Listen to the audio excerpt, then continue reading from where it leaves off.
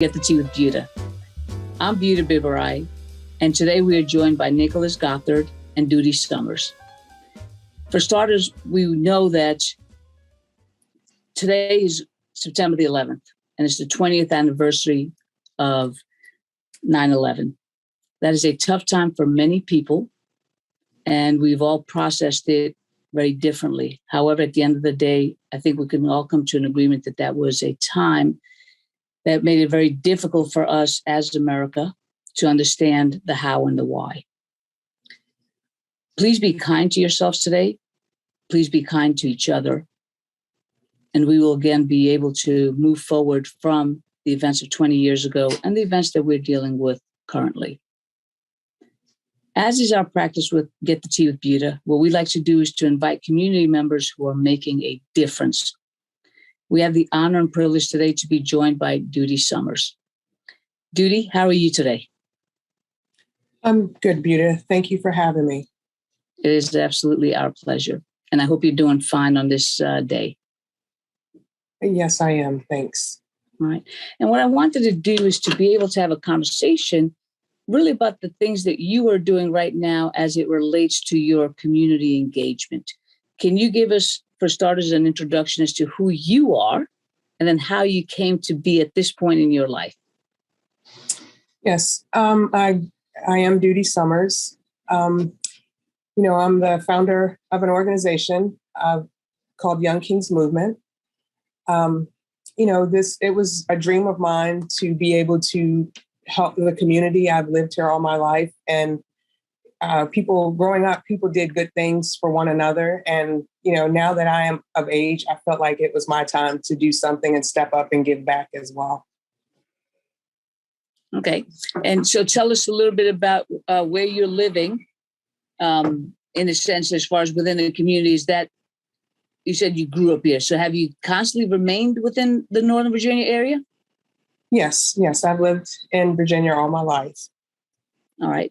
And within Loudoun County, did you go to local schools here? Yes, I did. What school did you attend? I graduated from Loudoun County High School.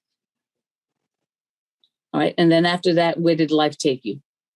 After that, life took me right into of course, a program dealing with at-risk youth.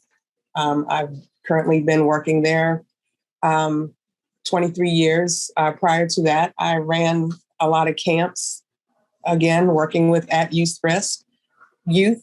That seems to be my life. I love it. So anytime I get a chance and an opportunity, that's what I keep myself involved in. It's all about giving back. Okay. And you indicated that you then created the Young Kings Movement. What exactly is the goal and purpose of the Young Kings Movement? The goal is just helping young men, helping them to find themselves, helping them to know that they are needed. They are kings. I tell people all the time, kings come in all colors. The young men, some of them come in a little down on themselves. And, I tell them, everybody makes mistakes. After you make a mistake, it's your choice and your job to fix the mistake and pull yourself back up and show the world that you're ready for, a second chance. As far as the kids who are participating with your group, where do they come from? Are they all Loudoun kids? Yes. Loudoun, I have a young man from Annandale, a young man from Arlington. We have a lot of kids from the Purcellville area. So they're really all over. The word got out pretty quickly, and, people came from everywhere. And, that's our thing, is that we don't turn away anyone. No matter where you are, we're here to help you. How many kids are in your group right now? Right now, we currently have, I want to say 18. We were able to graduate 2 out last year. So we're down to 18. We have several inquiries right now. So once we get started, I don't know what the numbers will be. What age group are you directing your attention to? We're working with 13 to 18-year-olds. That seems to be an important age. we didn't think we would get many 13-year-olds, but we did. Indeed, most of them are brothers to the, to 15, 16-year-olds. So it's definitely worked out. All right. And how does somebody, either for their own kids or the kid themselves, how do they find you? We're on the website. A lot of people has just been by word of mouth. I've been told that the counselors have pamphlets that, we had presented. And that's where a lot of our young men have come from. The counselors reaching out to me and saying, hey, I have a young man. I, like to get them involved in the program. So that seems like more word of mouth than anything. Okay. And when you say counselors, from which agencies or entities? Counselors from the middle schools and the high schools, they're just looking for something positive for the young men to get involved, really to keep them out of trouble. That's what we're here for, just to keep them going and keep them, we work with schooling and helping, it's like a little after school tutoring. So we do a little bit of everything. From a physical location, where do you guys provide your services? Well, we were having our sessions at the Douglas Community Center, but now that Douglas is being renovated, we are now in the process of waiting for another location. So hopefully, we're hoping in the next couple of weeks, we'll be able to get another location to start the sessions again. Have you identified other locations, or are you still looking? We're still looking. It seems like that the program is growing, so I don't want to take on a location that's not big enough for the group. So we've just been out looking, hoping that we can run across something, a school, a church, something where we can get a large group of young men in there. So if you were to identify what would be like the perfect facility for you at this time, what would it be? I would love to get inside of a school, just because, we could get kids for after school programs. We can connect, sort of maybe in a sense partner with a school, and that way get the kids from a middle school or high school to connect right to the program. That would be great. That's really what I would love to have, is to be able to get inside of a school.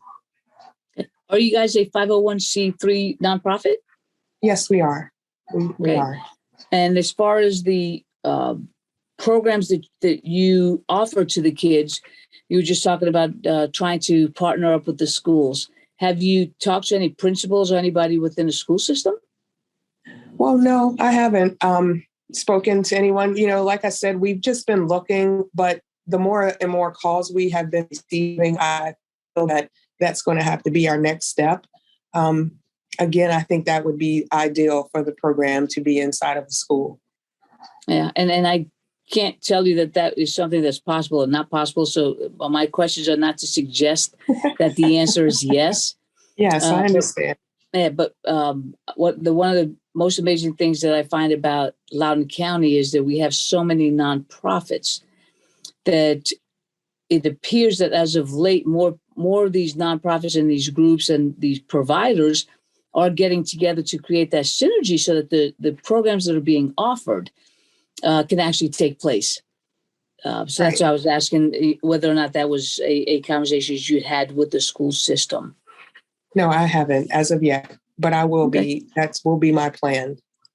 All right. And if there's anything that we can do to help facilitate maybe just an introduction, as I said, we don't have any ability to be able to get you in wholly, but at least maybe an introduction will have you guys talking about how you can best serve the kids in our community. Okay, that'd be great. All right. You mentioned, you're welcome. You mentioned a little bit before as to the age group of being between 13 and 18.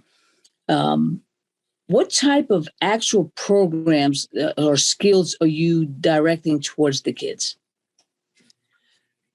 We're doing, the biggest thing is mentoring. We found out a lot of the young men are just looking for role models, looking for someone to look up to. So the mentoring is a big piece. it's huge for these young men. When they come in, we sit down and, just have a conversation to say, hey, why are you here? What can we do to help you? So mentoring, tutoring was a big thing for the young men that were, trying to get themselves, together to graduate, became a big component. We do community services. That's something that I think is big for these young men to get, active and get out there to see their community and to give a hand. Those are major pieces: the mentoring, the tutoring, and the community service. But again, we do just talk to them as they come in, and we sort of find out what they're looking for. We're here to help them. So, they bring it to us what they would like to get out of the program, and that's what we focus on. Do you currently have a group of mentors available? Yes. And the funny thing is, we sort of decided that we were going to get an all-male mentoring because that's what the young men need, are male role models. So the whole staff is all males. It's a joke that I'm the mother of the house. And, it's just all men, and it seems to be exactly what they're looking for. Sometimes, we walk around and we just see the smiles and just little things like playing Uno and dominoes and things that just excites them. Some of the biggest and the toughest kids, but they just want to have someone to sit down to conversate with. And that's what we do, is we listen. That's been major. So how does one approach you to say that they would be interested in being a mentor for any one of these kids? Well, it's word of mouth. People will see me out and will ask about it. We have big meetings with people that's been there, and then the people that are looking to come in. And, it's mostly word of mouth, or they'll send an email to me. But it's a lot of the people that are already mentors will go out and search for people that they feel would fit the spot per se. Okay. Do you do any sort of screening of the individuals? Yes, we do. We are going to require background checks and fingerprints for every individual that comes through our doors. Once we get back in session, we found out that that's going to be big for a lot of programs that would like to send young men to us. That seems to be the number one question that's being asked. And so I think that's very important. So we will be getting fingerprint and background checks for every individual that comes through our door, that comes through our door. Okay. And as far as the individuals who would be working with the boys, are there any talents or knowledge or education that you are looking for that might be a good fit to enhance your program? We've got a little mixture of everyone that's come through our door. Mostly, it seems to be people that have worked with youth in the past. So people that have built a relationship already with young men in our community, have a lot of basketball coaches, again, people that, just have, have connections with youth already, people that work in the school system. We have a couple trainers. So just a little bit of everyone that's been around youth and enjoy giving back to the community. Okay. And about how many hours a week is available for the kids to be able to participate in the programs? Well, before Douglas became renovated, we were doing 2 times a week, 4-hour sessions, which was great. They seem to love it. For the kids that live out in Purcellville, they seem to get there a little later. So we would start at 4, but they seem to get there at 5. So, we just didn't want to shut down after they just got there. So we were doing about 8 hours a week. Plus we do community services on the weekends. Not every weekend. We usually one weekend out of a month, we'll do a community service. And that consists of sometimes an entire day that we would spend doing a community service. It was just another day of being connected with the young men. Okay. Can you give us some stories as to some of the individuals that you've worked with and what you've seen in their growth between starting with your program and then, how they continued throughout? Yeah, we have, again, people of all races, people of, some kids that are ADHD, some ADD, some bipolar, some kids just come in very, like sheltered, like they're scared. It's like the first day at a new school and, you don't know anybody, so you don't know what to expect. And, as the sessions go on, it's been amazing how, we do a lot of team building because, one is not going to know the other if you don't get them in a mix. So we do a lot of team building, and it's just been amazing to me to see how they came in, not with the not knowing, but eventually they have become friends. You see them sitting over there chatting to one another. A big thing that we started doing was, some type of embracement before you left. If you didn't embrace one another, you had to say something positive to one another before you left, which became major. So, we see things turn quickly. They come in afraid of one another, but, they leave out. And, we tell them that we are forming a brotherhood. So while we're together, we're brothers. That's what we are. That's what we focus on, is forming that brotherhood between everyone. So as, I've had parents call to say, we saw such and such out, and I didn't know that. It was amazing to see them embrace one another. And as we got in the car and drove away, he said, "That's my brother. That's my Young Kings Movement brother." So that's been amazing, I think. That's actually very cool because you're creating another avenue of community for them. Mm-hmm. And I'm so appreciative of the fact that they take advantage of that, because that's huge as they go through these challenges. Yes, it is. And it's, we sit back and, the mentors, we all say, just look at this. They came in not knowing and they leave out and they're just so happy. And, they get outside the door and they're chatting with one another. And, we say a lot of the young men wouldn't have known when they all go to school together, but had they not come to the program, they never would have had that opportunity to meet one another. Yeah, fair. That's exactly very accurate. So, yeah.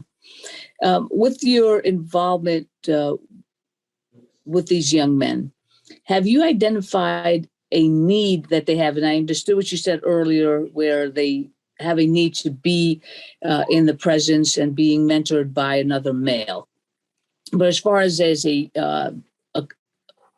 coping skill or some other aspect of their development, do you identify, or have you identified something that you feel is almost like a constant that so many of these young men need?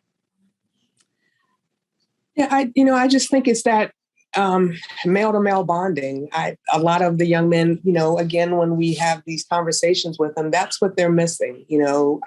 They grow up without a dad or something, or they don't have siblings, and coming to the program is they have that brother. They come through the door and they find that brother. I think that's the constant need, is just having someone to look up to, having someone that if you have a problem or you just have questions, to come into this program. We all call it our safe space, and to be able to sit down and to be able to talk with someone and not have someone judge you. Okay. How do the boys develop that ability to then become a support for one another? Well, we were working on, and have been and still will be working on, we want to flip this whole program so that the young men that come in, we are going to mentor them. But the flip is that our hopes is to have the high schools for the middle schoolers. So, we're showing them what it's like to be mentored. And then we want them to turn around and show the younger men what it is to be mentored. How much, and I'm not asking like for a quantifier, but from an anecdotal perspective, like how much involvement do the families have in the programs with the kids? And that's tough, because some of our population has no involvement. Their families don't have any involvement. But then we have the other 50% that the parents are very involved. They want to know what is going on. They want to be there. They want to know when we have a community function, what they can do to support the program. So it's sort of 50-50. Okay. Currently, do you have any community programs that are planned? Any community programs you said? I'm sorry, I didn't hear you. Any community programs that are planned, like where the boys are going out in the community and they're either engaging or they're volunteering? Again, we don't as of yet because we're waiting to get back in session. We've been doing things here and there, having group sessions on the weekends. We just did an event with the Leesburg Police Department. We did a week camp. So we're sort of just doing things out and about. But as anything upcoming as of yet, we don't have anything. It probably wouldn't take place until October, when our community service will start again. Okay. Well, let's talk a little bit about the camp that you did with the Leesburg Police Department. How did you come to be involved with them? Well, again, it was the need. You just sit back and you listen, and that's what we do. And we hear a whole bunch of stories about the cops. Of course, they see all the stuff on the TV. And that was like bingo. They just told us what we needed to hear. We need to go and speak with the police department to see if we can form a partnership. We need to let these young men know that all cops aren't bad. So, went in, spoke to a couple officers. Those officers are also the SROs in the middle schools and the high schools. So they jumped at the opportunity because now they can form this bond with these young men as well. So it was perfect. It worked out perfectly. What types of activities did they do together? The big thing, and again, I asked the young men, what is your fear? Like, what is the dislike? And so they expressed everything that they expressed. I took it back to the police officers and told them. And so that's how we sort of planned the week out. A big thing was they were scared of getting pulled over by the police. So, I was like, well, why are you scared? Well, I don't know what to do. I don't want to reach for this, typical. So that's what I took back to them. And that was actually our first day. It was our first event we did. They actually put the young men in a car and they had them pretend they gave them a scenario. And then the police walked up to the window and pulled them over, told them, they weren't driving, but they told them that this is a police stop. They asked them for their license and registration. We had just had a session inside, to go over all the steps. Then we went outside and did it hands-on. And it was amazing. It was amazing how some of the reactions, how the hands were up, and then, the big thing was the boys wanted to know, why do you call a second police officer in? Which was a perfect question. I always wanted to know as well. And he simply told them that watch. So he calls the second officer in and he tells the young men, this is what happens when you have more than one person in the car. The second officer is basically to keep an eye on the rest of the people in the car while the officer is dealing with the driver. So they learned a lot. I have to honestly say we learned a lot in that week. And it's interesting when you have that conversation at the table together and you listen, that hopefully it reduces our anxiety and our fear of one another. Yes. Because a lot of times that is what we do is we're looking at it only through our own lens and it doesn't make sense. And when we hear from the other person, then you're like, oh, now I see. And it's not because somebody's bad or somebody's trying to harm somebody. It just becomes one of those safety considerations all around.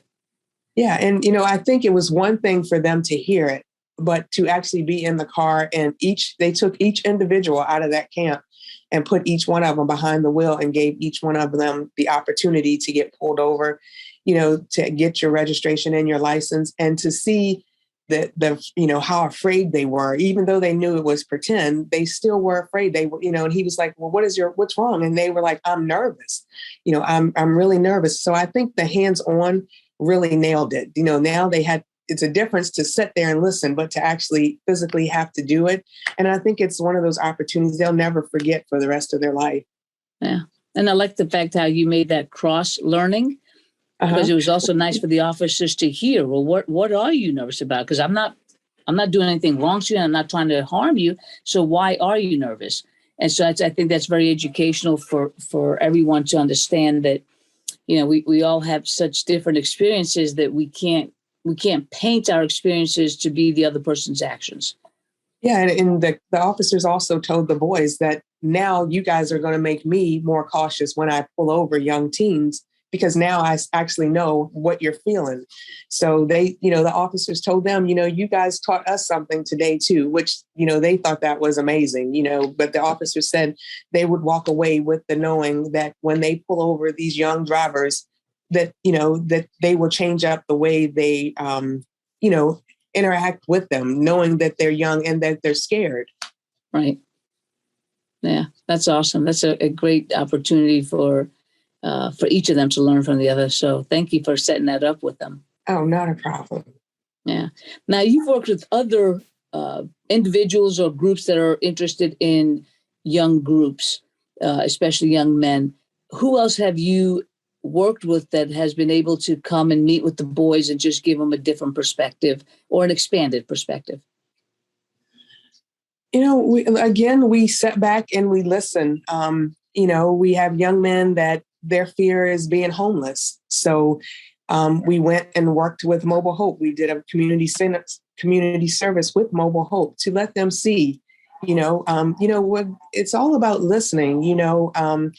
That we have some boys that were on, probation. So, we reached out to the probation officers and had them come through and set through the session. So, we're learning a lot too. The team is that you just have to listen, and, what their fears and their not knowing is those are the people that we reach out to bring inside to talk with them. There's, we also do a lot with job planning. If there was a lot of young men that want to be construction workers. So we went out and found some construction workers and brought them in. So we do what they ask. We just listen. What they need is who we go out and search for and bring them for sessions. That's very cool. So as far as your collaboration with other members in a community, what collaborations are you looking next to establish? There's so many. There's so many things. There's so many opportunities out there for us. My biggest component, I think, is I really want to reach out and connect with someone that does like a drug program.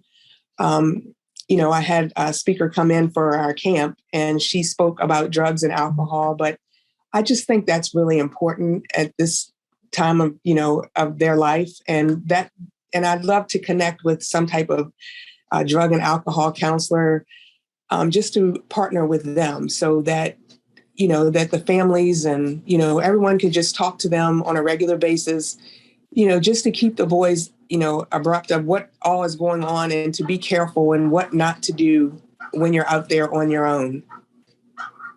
Right. No, that's really the challenge with the youth, is letting them have some experiences so they could learn and grow, but fearing that the experiences that they have will send them through a difficult path. So, yeah, that's a tough challenge.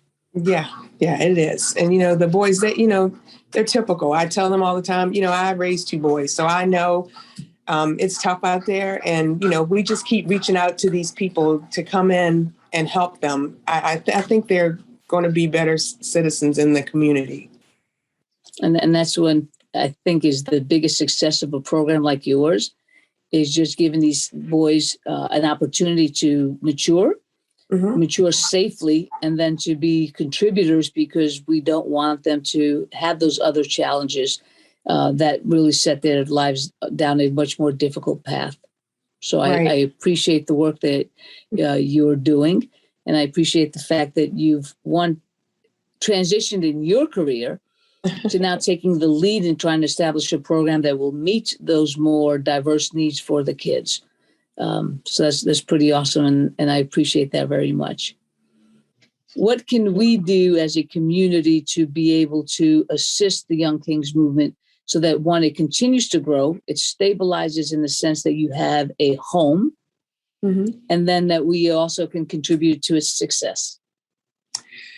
I mean, just keep supporting us. Come out, hang out with us. Give us a call or email. Just, we always are looking for community service. I just want them to be involved. The parents always tell me, please get them out in front of the TV, Right. please get them away from the games. And that's, just keep supporting us, keep calling us, keep coming in, to help us with sessions. We try to do job skills. If there's anyone out there that, is looking to hire some people, we're just keep supporting us. That's so important to us. Well, that's awesome. What keeps you moving in this direction? Like what is your drive? I raised two boys. So, I understand, I've seen it all. I work at in an alternative high school, and, the drive is just to make them better, just keep striving. They're going to be someone's dad someday. So just keep pushing, and that's to have one come back and say, hey, Miss Summers, thank you for what you did. Whew. Heavy, huh? In a very light way. Yeah. But that is exactly what will keep one going, is seeing the impact even on a one-on-one basis. It's still very huge. And that person does then walk away and then becomes the multiplier. So that's very cool. Right. We all say, just if we could just reach one, that means everything. It doesn't matter that we have 18 or 20, but if we could just reach one, that means everything. Yeah, that's very cool. That's very amazing. So with our show, what we always do at the end of it is we ask this following question. Okay.